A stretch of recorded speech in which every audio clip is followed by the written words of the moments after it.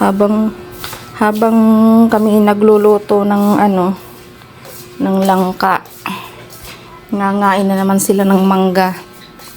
Lagi dito libangan ay pagkain ng mangga.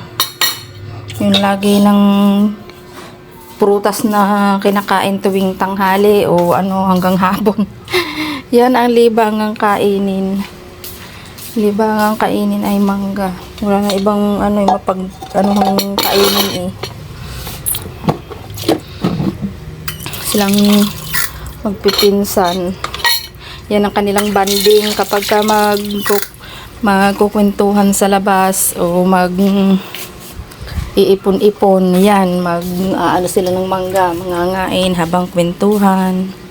Yan si Kuya Ruben. Yan masarap magluto ng langka, kaya pagka minsan kami pag magpapaluto ng langka ay siya ang tagaluto. Sanay na kami diyang magpaluto ng mga ginataan. Dahil yan masarap talagang magluto. Tapos kami naman kainan muna ng mangga. Ang kapartner ng namin dyan, gulay na langka. Ay, tama ang inay. Natulog na inay doon mag-isa. Ang kapartner ng langka na rin na ginugulay ni Kuya Ruben ay toyo, yung tawag dito, inihaw. Yan ang katuwang niya, yung inihaw na toyo.